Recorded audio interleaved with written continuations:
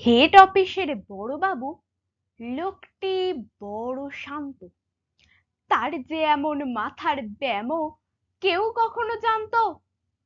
দিব্যি ছিলেন খোশ মেজাজে চেয়ারখানি চেপে, একলা বসে ঝিমঝিমিয়ে হঠাৎ গেলেন ক্ষেপে।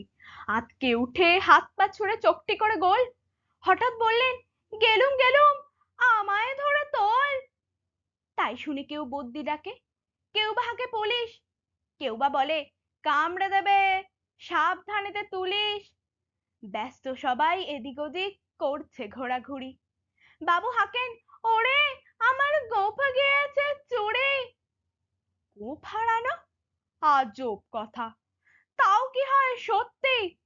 গোঁফ জোড়া তো তেমনই আছে, কমেনি এক রত্তি। সবাই তারে বুঝিয়ে বলে, সামনে ধরে আয় না, মোটেও গোঁফ হয়নি চুড়ি, কখনো তা হয় না।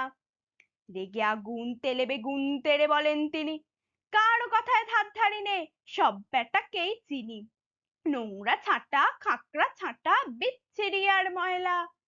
এ গোঁফ তো রাখতো জানি শ্যাম বাবুদের গয়লা। এ গোঁফ যদি আমার বলিস, করব তোদের জবাই। এই না বলেই জরিমানা করলেন তিনি সবাই। ভীষণ রেগে বিষম খেয়ে দিলেন লিখে খাতায়, কাউকে বেশি লাই দিতে নেই, সবাই চড়ে মাথায়।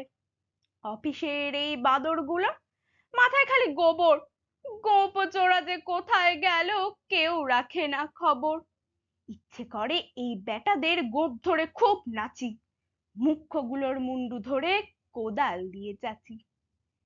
গোপ কি বলি তোমার আমার, গোপ কি কারো কেনা? গোফের আমি, গোফের তুমি, তাই দিয়ে যায় চেনা।